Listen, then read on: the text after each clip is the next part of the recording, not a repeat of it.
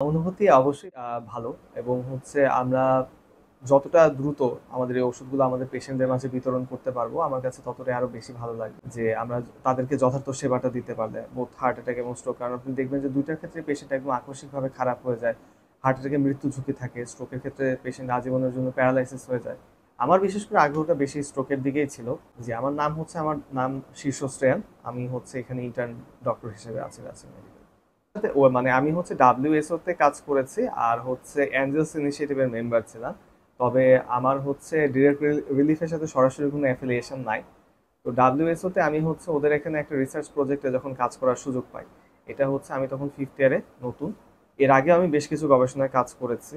সেটার প্রেক্ষিতে ওরা হচ্ছে আমাকে ওদের প্রজেক্টের রিসার্চ অ্যাসিস্ট্যান্ট হিসেবে নিয়েছিল। ওদের প্রজেক্টটা ছিল হচ্ছে global coverage of telestroke service world wide. কি টেলিস্ট্রোক সার্ভিস কতগুলো আছে, কোন দেশগুলোতে বেশি, কেমন আছে, যে দেশগুলোতে নেই সে দেশগুলোতে কেন নেই, থাকার সম্ভাবনা বা এখানে তৈরি করার কোনো অবস্থা আছে কিনা, এই বিষয়গুলো নিয়ে। তো এর পরবর্তীতে এই পেপারটা এটা হচ্ছে অক্টোবর মাসে পাবলিশ হয় এবং সেই মাসেই ইন্টারন্যাশনাল জার্নাল অফ স্ট্রোকে বেস্ট পেপার হিসেবে নির্বাচিত হয়েছে। এর পরবর্তীতে আমাকে মানে এটা থেকে আমার নামটা অনেকখানি ছড়িয়ে গেছে, এর আগে অনেকে চিনতো আমাকে। এরপর আরো অনেকগুলো পেপার আসছে ইতোমধ্যে, ফেব্রুয়ারিতেও যেমন আরেকটা পেপার আসে। তো পরবর্তীতে মার্চ মাসে আমাদের 2025 সালেরই মার্চ মাসে আমার সাথে হচ্ছে গর্ডন উইলকক যোগাযোগ করেন ইমেলের মাধ্যমে। উনি হচ্ছে ডিরেক্ট রিলিফ যে সংস্থাটি, চ্যারিটি অর্গানাইজেশন, মানে ওয়ার্ল্ড স্ট্রোক অর্গানাইজেশন হচ্ছে স্বাস্থ্য বিষয়ক। দেখবেন যে প্রতিটা সাব স্পেশালিটি মেডিকেলের যে সাব স্পেশালিটিগুলো আছে, সাপোজ নিউরোলজি, তারপর হচ্ছে আপনি যদি বাইরের দেশের কথা চিন্তা করেন, বাইরের দেশের স্ট্রোক মেডিসিন একটা আলাদা সাব স্পেশালিটি। বাংলাদেশে যেমন নিউরোলজির মধ্যে এটা, কিন্তু বাইরের দেশগুলোতে হচ্ছে এটা আলাদা সাব স্পেশালিটি। তারপর কার্ডিওলজি বলেন, এগুলো সবগুলোর আলাদা একটা সোসাইটি আছে।